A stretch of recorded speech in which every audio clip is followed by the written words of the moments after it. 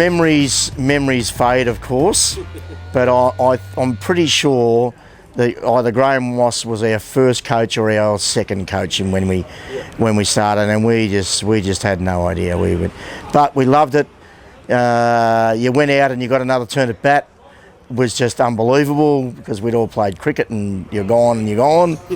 So this game where you could go out and come back and do it again was, it was great fun. And look, we were inner city boys that just loved playing sport. So it was another sport to try, and we fell in love with it. We absolutely fell in love with it.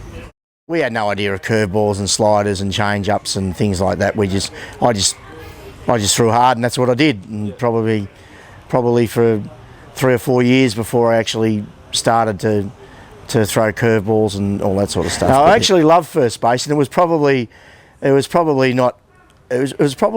indirectly linked to Graham Moss, even though it wasn't a conscious thing. But I just like watching him play baseball and doing that stuff. So I thought I could do that. But as everybody kept pointing out to me, I was 5'2", and actually Mossy caught to me one day, which was an amazing thing. And I threw the ball, and he said, "Oh no!"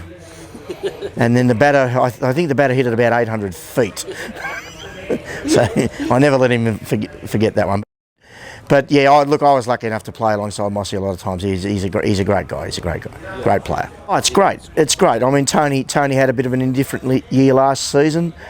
To see him sort of after Christmas really cement his place in the ones this year when we're pressing to make Division 1 again it's fantastic. Danny's Danny King.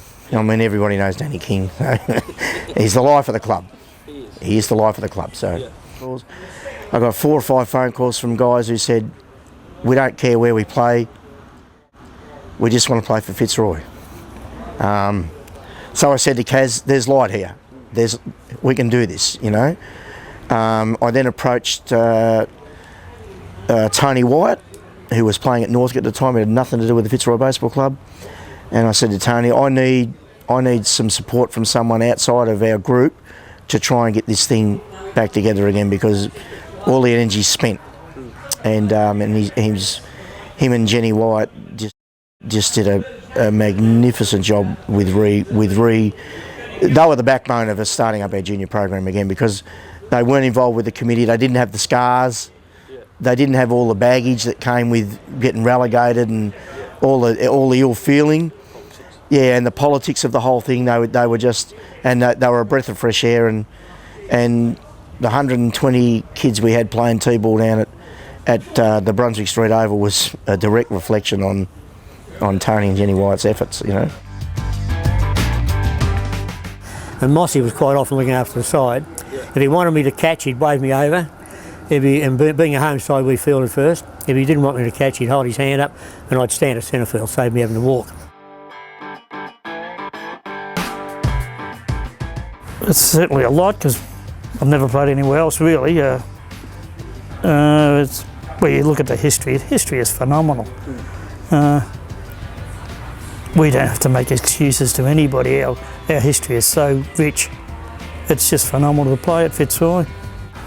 Well, it became pretty important actually. I sort of never had a firm support of any football club, and so it was something to hang on to in a way, because we used to wander down to Brunswick Street and see the last quarter of their games when they were playing there, and so it was quite an attachment in the end.